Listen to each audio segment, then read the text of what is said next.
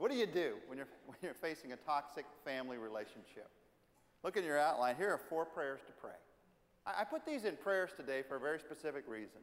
If I'm going to deal with a toxic family situation, it isn't about accepting some intellectual facts. I need God's strength. I need God's help. I need God's hope. And these prayers say, I'm looking to you, God. I need you, God. I need your strength. Because it's interesting, the methods for dealing with toxic family members, toxic relationships, they're pretty simple. But the ability to apply those methods in your life, that can get very complex because the emotional hooks are into your life. So it becomes very, very difficult. The method for dealing with a toxic relationship is you stop the toxic behavior, you distance yourself from it, and you refuse to play their toxic games. That's pretty simple to say.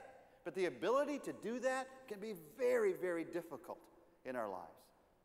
And so today we're going to talk together about the power to apply that method. Anyone can tell you what to do. God can give you the strength to do it. And notice in these prayers, they all start like Jesus taught us to pray, Father. Jesus taught us to pray, Father. And for some of you, you see the word Father and you think, well, that's what's toxic right there. I mean, I don't even want to look at that word. I don't even like to think of God as Father because of that. And believe me, I understand that. But Jesus taught us to pray that way for a reason. He taught us to pray that way because he knew that for our relationships to become less toxic, we had to replace some of our earthly pictures of what it means to be a father, even as good as those might be, or as terrible as those might be. We had to replace those with the fact that there is a Father in heaven who loves us no matter what. This one's so important. We're going to come back to it in the last prayer we're going to look at together today. 4 prayers to pray. First prayer is this: Father, strengthen me to accept my limitations. Strengthen me to accept my limitations.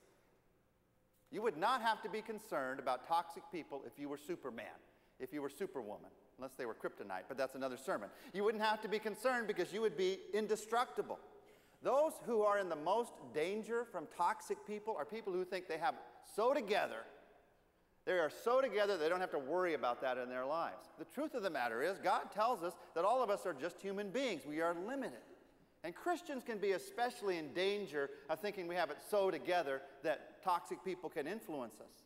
Last week, Pastor Rick told us that even Jesus, when he knew somebody was out to hurt him, he separated himself from that situation. Even Jesus did that. So the idea that I can handle anything and everyone is ridiculous. Even Jesus knew he couldn't do that.